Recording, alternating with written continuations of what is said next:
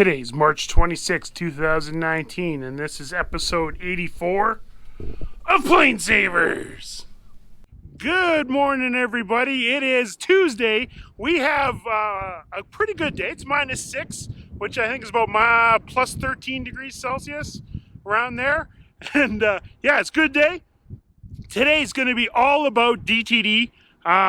Because it's not going to be DTD for that much longer. Rod is sent out the registration and everything like that, and we're hoping to hear back from Transport anytime with DTD's new name. So in honor of DTD getting a new name, I'm going to spend all episode today talking about DTD, footage, models, and there's even a tour. I'm going to narrate a tour and all that fun stuff. So yeah, today's all about DTD. Even though I'm outside here in Yellowknife, I'm going to do it through the magic of editing. Okay, folks, I'm going to send you off to Nicholas. Nicholas, Philip, and Benoit are over with DTD right now. Well, in digital world. Philip has made the most amazing model I've seen. Check it out. This is so cool. And I'll see you when you get back. Hi, Mikey. It's Nick. I'm with Benoit. And we're here to go and check on DTD, and we have a PlaneSavers fan that built a plastic model of the DC-3. Hi everybody, and welcome back to my modeling channel. So in this part 3 you will see me doing the finishing of the modeling, the painting and detailing, and mainly weathering. And I had the opportunity at the end to go to Montreal, so I took a few pictures with the model and the aircraft together. So let's enjoy the third part of that build then.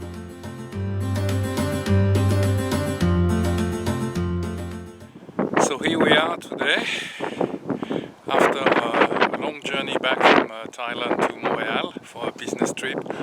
I managed to bring the plane to Benoit, and now it's me on his way to Buffalo, and I hope you enjoyed that all as much as I did.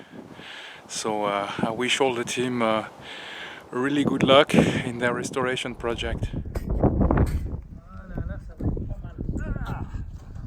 C'est bon? C'est bon, je dois faire la même chose.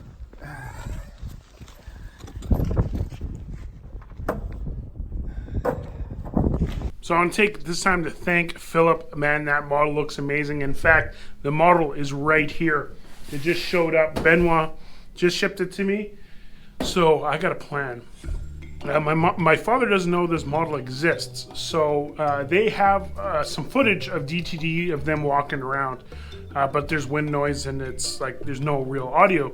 So what I'm gonna do is take the audio down, and I'm gonna sit my father down after lunch, and he's gonna watch the footage and comment on it, and I'll do like kind of a reactionary video of my father reacting to DTD, and then I'm gonna bring him in here and show him the model.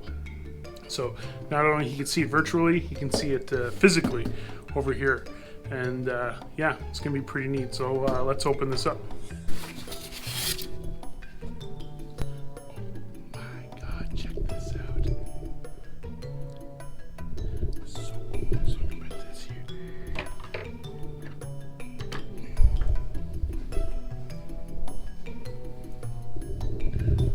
Okay, let's find Joe, sit him down, and then surprise him with this.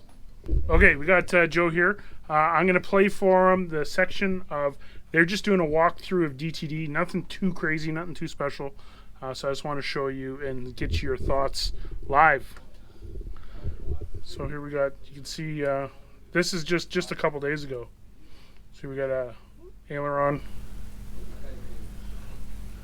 So what you thinking? Keep going. Oh, you gotta talk. People. Yeah. Okay, I'm just looking at what's in the airplane, what's missing, and it's let me see what's at the back here. Okay, everything's there. So they got a set of. They should take some door panels, floor panels out of Red Deer for that floor, and they got the seats. They got 14 seats coming out of Red Deer that fit that type of a configuration. Same configuration, but when they get up front, they're going to have to get our package of a radio package and try and splice this one to get just put in a portable radio package for now. We got all those radios, but I don't know if we got time to hook them all up. Is this like a Jantrol heater? That's a Jantrol heater of that style, not our style. We got that same Jantrol heater from MOT when we bought the other airplanes. We got a spare heater like that. A lot bigger than ours, eh? No, they're 200,000 BTU. The hydraulics are the same. But when they get into this instrument panel to see what's, it's going to be hard to say what is missing. You know, it's people sometimes take switches and regulators and small stuff that you don't know is missing until you go to put power to it. It's going to take Ronnie a couple of days just to figure out what's all, and starts putting it together here. You know, the look at that nice hangar over there. Yeah, if nothing fits Look at anywhere. all that Montreal snow. I didn't think they snowed that. Yeah, it's still snow there right I now. thought the French word for snow was rain. Yeah, it's going to be Yeah, so that's it. That's the video. yeah. Make sure Murphy's on your side here. You know, you gotta. It can be done if you get the Ronnie type. You know, we got people like Ronnie too. You know, you know who I'm talking about. Mm-hmm. They can do that type of work. Hey, we've done it before. Ronnie's done this a lot before, but maybe not on this time constraint. And there's no damage. Yeah, we're not repairing any damage. So far we know of no corrosion or no dents or no. But the nose isn't vandalism. crushed in or. Yeah, so it hasn't been up on his nose or over his back or anything like some of them we've rescued. Yeah, it's a doable thing. It's just got to be known as doable and go for doable, not maybe, for sure. We got 2 months. You know how fast 2 months go? That's only 8 weekends. It's only 8 picnics. Cool. Well, here was one thing I want to show you here. 1 second. You wait here. I'll bring it in.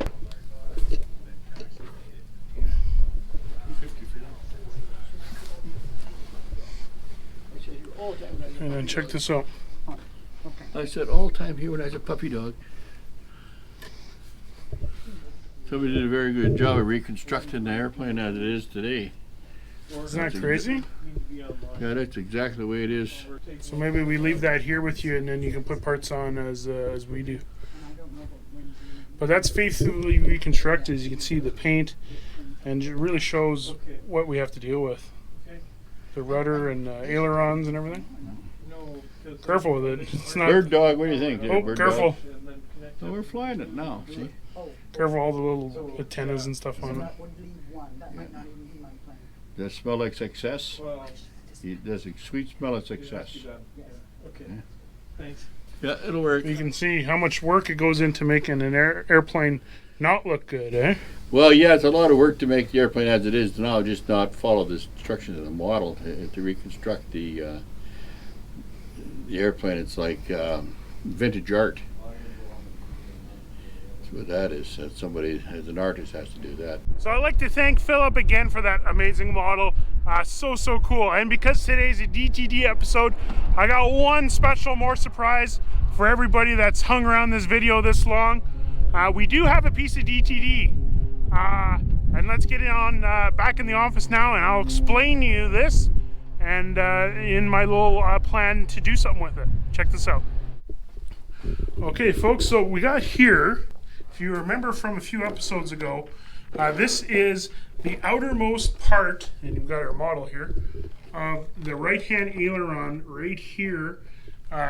It actually was damaged in an incident. It looks like the right-hand wing was dragged over a fence at some point, but it fell off in a windstorm, and Benoit actually sent it to me. So this is the first piece off of DTD here, and what I'm going to do is I'm going to draw the PlaneSavers logo on it, and I'm going to sign it, and then we'll get my father to sign it when he's off his phone like a teenager, and we're gonna throw it up on eBay, and yeah, because we haven't did an eBay item in a long time, so I'm gonna do that right now.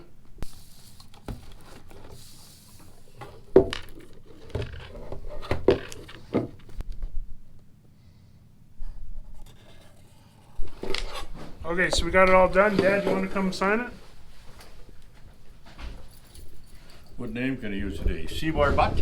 Yeah, see, that's a Simpsons joke, actually. Sign it right here, nice and strong there.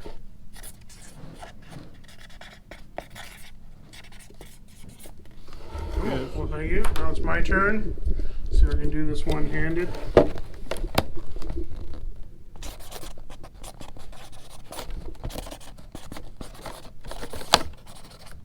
There we go, folks.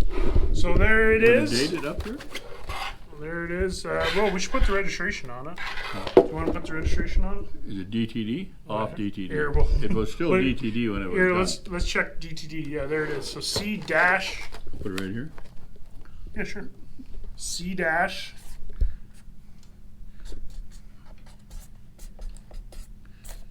There we go. So that was the airplane that came off of in the spring of 2019? Oh, this was just a month ago. Yeah, spring. Yeah, I'm going to throw that up on eBay right now. And yeah, good luck bidding. I think it goes on for 6 days.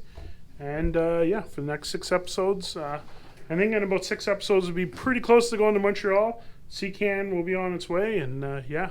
So, Dad, you want to say goodbye to today's episode?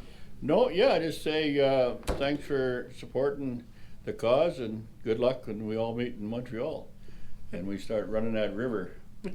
Yeah, whoever wins this, if you're in Montreal, maybe you can bring it and get the whole team to sign it. Uncle Ronnie's already on the road. He delivered an Electra engine. Now he's got to go back, load up the Seacan, pick up 2 more Electra engines, drive them the Yellowknife, drop off the trailer, get his holiday trailer and his dogs, drive all the way back to Red Deer, get everything going, then Montreal. So Ronnie is trucking like crazy. And once we know when Ronnie's date and the Seacan date, Stella and I will pack up Stuka and yeah, put Stuka. WestJet is the only airline that can, I guess, hold a dog the size of Stuka because he's not that big, but he is long. And so I bought the biggest case possible. And yeah, so we'll figure it out. So a neat fact that I never heard so far or heard before is we have to take a WestJet Dash 8 Q400 out of Yellowknife. It's not serviced by the jets, and only 1 live dog can go in each dash. So hopefully I'm gonna have to call the CEO and maybe call a favor in if we get bumped. But yeah, so we got Stuka going, Stella's going. It's gonna be interesting. Yeah, I can't wait to get down there. It's time's ticking, and Dad, you got to make sure you're current, and you got your all the paperwork done. For what? To be current on DC-3. What's books got to do with flying an airplane? Yeah, of course.